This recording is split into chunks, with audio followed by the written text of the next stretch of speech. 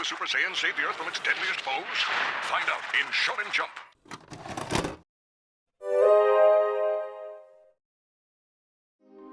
In the late 90s and much of the 2000s, anime and manga felt like this new, fresh, underground thing. Though it probably wasn't underground by the metric of actual popularity. But things like Toonami, Power Rangers, and even 4Kids helped popularize anime in the United States, and maybe even more globally. But today I'm not specifically talking about anime, I'm talking about manga. I've actually preferred reading manga to watching anime for as long as I can remember. Partly because growing up I didn't always have cable, so I couldn't catch weekly episodes of Toonami in the 2000s. Which is a shame because 2000s Toonami goes so hard. Instead, I was the type to take a weekly trip to the library and grab stacks of manga and comics. One such group that I adored reading the manga of was Shonen Jump magazine. In fact, I still have some copies of the old US Shonen Jump monthly magazine to this day. The series I read from Shonen Jump were a massive part of my childhood, and a lot of them still live rent-free in my head to this day. Of course, this brings me to the title of this video, The Golden Era of Shonen Jump. Now, maybe this is my nostalgia talking, but I disagree that Shonen Jump's golden era is the 80s. Don't get me wrong, you've got Dragon Ball, Fist of the North Star, Saint Seiya, City Hunter. But, in my opinion, Shonen Jump's golden era, its true golden era, goes from the late 90s into the late 2000s. And within that general decade of time, I'd say every year has at least the debut of either one major franchise or at least a beloved cult classic. Specifically, I'm gonna set up this video by splitting it up into years, starting from 1996 and going into 2009. And trust me, by the end of it, you'll probably agree with me. If you don't, well, let me know why you disagree in the comments below. Hey, and if you do agree, that's great. Let me know in the comments below what's your favorite series from this era. I'll also add here, I'm not gonna go over literally every single manga that has debuted in that little span of time. I'm gonna more so talk about the big hits as well as the little cult classics that everyone seems to enjoy or have large fan bases, as well as some of my personal favorites. Hey, before we get any further, my analytics tell me that over 95% of my viewers aren't subscribed. Look, I hate when YouTubers do this too, but maybe think about subscribing if you like this video. Seriously, it means the world to me if you do. Anyway, without further ado, let's take a trip down memory lane, huh?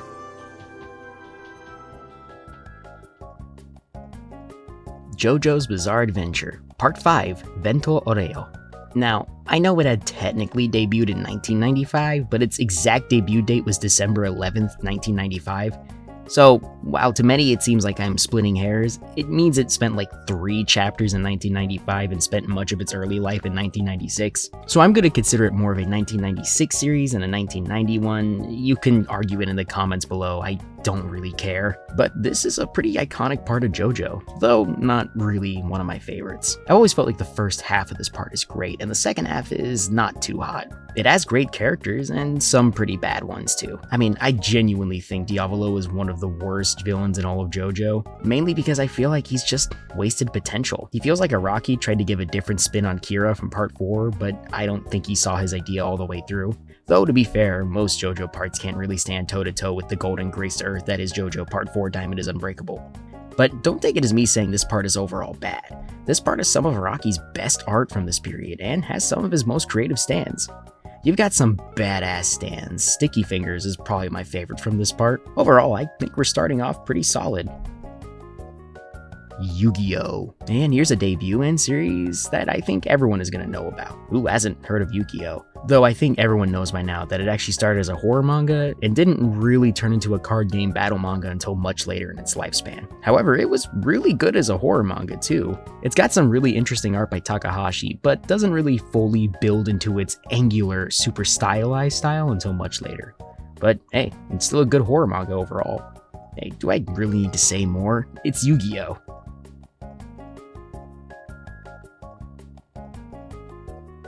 One Piece. Geez, it feels kinda wrong speaking about this one so early. This is probably the biggest hit Shonen Jump has had, ever. It's one of the best manga ever written. If you're willing to go through this manga, I guarantee that it's worth it. Oda is one of the best writers and artists in all of comics. Not just manga, but just one of the best artists and writers on a global scale. When I was younger, I originally brushed this series off because of its art style, and it didn't really click with me or look like anything I was used to watching or reading. But over time, I eventually got into it around the age of 10, and ever since then, it's been one of my favorite series of all time. It's One Piece. It speaks for itself. Hunter x Hunter. It's really hard for me to decide which of Togashi's manga I love more. I think this and Yu Yu Hakusho are some of the best battle manga ever written. Hunter x Hunter is probably one of the most beloved and strange little battle manga ever written. I'd even say it successfully subverts a lot of tropes in the genre, and actually subverts tropes in the right way instead of just resulting in disappointment like a lot of things tend to do. This has one of the best magic systems in all of fiction. If you're a writer like I am, you've definitely at least heard of how engaging Nen is as a system. I don't think it's absolutely perfect. In fact, I think I like stands and a power system from a later manga on this list more. But if Nen is your favorite magic system, I completely understand. The characters are also just expertly written, but that's to be expected from Togashi. And honestly, I've always loved how Togashi draws his fantastical settings with a little bit more realism than other artists. He always grounds them and gives them a bit more simple designs instead of making his characters super extreme or multicolored or covered in spikes or something. Anyways, it's probably one of the best Shonen Jump series ever released. Shaman King. Oh man, I know a lot of people who love Shaman King, and for good reason. Hiroyuki Takei has just this gorgeous and unique art style. Plus, the premise is just fun, mixing in elements of Japanese folklore, culture, with a little bit of a battle royale battle shonen. It's great, and I'm glad it's got a new anime pretty recently.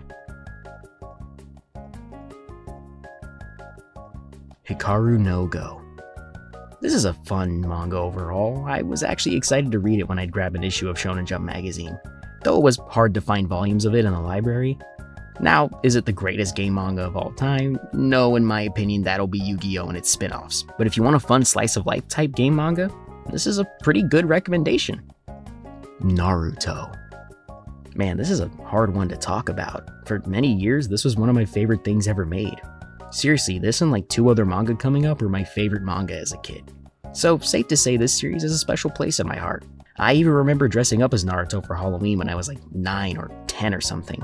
Though I couldn't Naruto run for reasons you probably know if you know me in real life. Anyways, I'd say this was, and maybe still is, the biggest battle series in the US behind Dragon Ball. Hell, as a kid, it felt like Naruto was even bigger than Dragon Ball at times.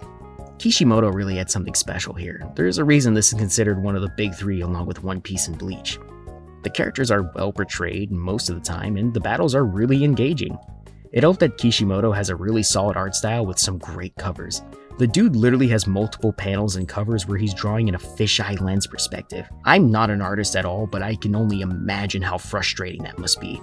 My only real gripe with the series is how it ends. I think all the arcs all the way to the Great Ninja War are some of the best in all of battle manga. But I'd be lying if I didn't say Kid Me was super bored with the moments in the Ninja War, and Kid Me hated the ending with Kaguya and the Otsutsuki. And yeah, look, if you like all that stuff, I completely get it, I don't mind. But introducing something that big into the series without any prior foreshadowing creates a ton of whiplash. Overall, I still think Naruto holds up to this day, even if it has some hiccups. JoJo Part 6, Stone Ocean. We start our section of 2000 with a very strange manga, even for JoJo standards. Yeah, I'm just gonna come out and say it. This is my least favorite part of JoJo. It's not even close in comparison to the other parts. There's some ideas I like here, but there's also a bunch of stuff that I just don't really like, and none of it really clicks with me. Even a lot of characters too just don't really work for me here. I know there's a large group of people that say it's their favorite part, and good for you, seriously, don't let me ruin your fun, but you're never gonna get me to like this one. I've already read it twice. Sorry, but while this is important for Araki's journey as an artist, for me as an audience member and a reader, it just wasn't it for me. Black Cat. Here we've got a series that I'd put under the cult classic territory. I see Black Cat gets a bit of love here and there from those who read it, and I sadly haven't, so I'm not going to review it here, but I've seen some episodes from the anime and it was really cool. But I wanted to put it here since I think it deserved a mention. Bobo. Here we have one of my favorite comedy manga in Shonen Jump. It's not my favorite comedy series, that comes later, but this series has some crazy fun gags and characters. Not much to say out here outside of it's just really funny. Bleach. Remember how I said earlier there were 3 manga that were my absolute favorites as a kid? Well, this is one of them. I adored Bleach as a kid. Everything down to its style, its world, the magic system. This series is one of my favorite magic systems in all of fiction. Seriously, I love how flexible Tite Kubo is able to be with his Reishi system and all its different applications. I honestly believe Tite Kubo is one of the best manga artists to ever do it, if not one of the best artists to ever make a manga. He has this effortless style and command of black ink to make every shot dynamic. By that I mean, he tends to color different factions differently, based on how they sit ideologically. Some sit more on the black side of the spectrum, while others sit more on the white side of the spectrum. It's just genius artistic shorthand like this that makes me adore this series even to this day. Honestly, I used to hate when this series would get bashed when I was younger by people who said it doesn't deserve to be part of the big three. Like, dog, are you stupid? Do you get hit in the head a lot? Because Bleach was a giant and for a good ass reason. Hell, many modern series are heavily influenced by Bleach. Here, let me list a few for you. Jujutsu Kaisen, Demon Slayer, My Hero Academia, Black Clover. Like, come on, it was so unique in what it was doing, and you could see its strong influence even today. Eye Shield 21. This is one of the most gorgeously drawn manga in Shonen Jump, and it's obvious when you realize it's drawn by Yusuke Murata. I'm not much of a sports guy, but I can't help but look at these panels slack-jawed with how expertly Murata just creates beautiful artistry. I would recommend just seeing the panels from this manga if you're not into it alone, because Murata is just one of those artists that just does everything he does perfectly. Buso Renkin. This is a bit of a slow year, but I know Buso Renkin has its fans. I have nothing to say because I haven't read it in years, but I remember people saying that this was a hidden gem. Death Note. Remember how I said 2003 was a slow year? Well, strap in because this year is going to have some back-to-back classics. Starting with Death Note. Yeah, this was probably one of the biggest series of the 2000s. There was not a single hot topic or mall you could enter without seeing any Death Note merch. The first half of the manga is just so damn good. L versus Kira is just a great battle of the minds. Seriously, this is like some of the most compelling stuff you'll ever read. But the second half of the series, when it enters a different arc, loses a lot of its own steam. Overall, this might be one of the most important manga in Shonen Jump's history, as it did stir up a lot of controversy, as well as showing that battle manga and comedy manga weren't the only thing they could sell. Gintama. Here we have another classic manga, one of the best comedy series to ever be put out by Shonen Jump, as well as just being well written in general. Gintama is one of those unique beasts that's hard to talk about because it's so many different things all at once. At one moment it's a battle manga, the next it's a gag manga, and then a genuine drama. It's a real work of art, and there's a reason why it was able to run for like 15 years. Steel Ball Run. This may be the greatest thing Araki has ever written. Seriously, for me, this is a close tie between my favorite JoJo part with this and JoJo Part 4. Seriously, these two parts are some of my most beloved stories I've ever read. Now, eventually this would be transferred to Jump's more mature magazine, Ultra Jump, but its time in Shonen Jump is still incredibly solid. I'm praying that the anime is a good adaptation because this genuinely deserves it. This needs more eyes on it as soon as possible. Hitman Reborn. So this is a manga that was actually pretty popular in Jump, even at times getting more readers than Bleach and Naruto, pretty solidly placed in number 4, just right under the big 3 of Jump in my opinion. However, this series deserves a lot more praise. Akira Amano is just great at making gorgeous designs. She's like the only manga artist other than Tite Kubo that just makes all her characters seem effortlessly cool. I don't know if this series still gets love, but it definitely deserves more of it. D. Gray Man. Now here is an example of a cult classic. Seriously, I don't know if there are still many D. Gray Man fans in the wild, but the ones I have met adore this series. And I completely see why. It has a unique blend of gothic horror and shonen action, on top of having some great world building and a very engaging magic system. Katsura Hoshino is just masterful at making very pretty men and disturbing creatures. Just a great manga, and it definitely deserves more love. Nero, Spirit Detective. 2005 is a bit of a slower year for the magazine, but the most interesting pick out of the lot might be Nero, Spirit Detective. I've never read this myself, but it seems to be generally well regarded. To Love-Ru. Another slow year for Shonen Jump's hits, but from what I've heard, this was a pretty impactful and important manga for the rom-com genre. I mean, you rarely hear about rom-com manga doing really well in Shonen Jump, especially back then. Sket Dance. Here's another cult classic amongst a lot of many people. It's a fun slice of life manga that many people have seemed to look back on fondly. I never read it, but it seemed to have a good run. 5 years for any shonen manga is a good amount of time. Siren. So, I've now established that Bleach and Naruto were two of my 3 favorite manga as a kid. And this was the 3rd one. I just love the premise of the series being a sci-fi mystery series first and a battle manga second. Now, it doesn't have the most creative power system, but the way in which the characters use their powers were just so damn creative. I was just so enthralled by the concept and the premise of the series. What can I say? I'm a sci-fi nerd first and foremost. Seriously, we need more sci-fi battle series in general. Bakuman. As a creative person, I can't help but appreciate this series. It's a pretty honest, while somewhat dramatized look at how creating a weekly manga is. This is probably one of the most unique manga created for Shonen Jump. It helps that it was by the same artist-writer duo behind Death Note. If you want a unique shonen manga that isn't inherently a battle shonen, this would definitely be something I'd recommend you. Kuroko's Basket. I have to establish again, I'm not a sports guy, but to deny the influence of this manga would be objectively stupid on my part. This might be one of the most influential sports manga of the past 20 years. It's just that good. Plus, it has incredible art. Now, it's not my favorite sports manga of all time, that goes to Slam Dunk, but this manga deserves a lot of notice. Beelzebub.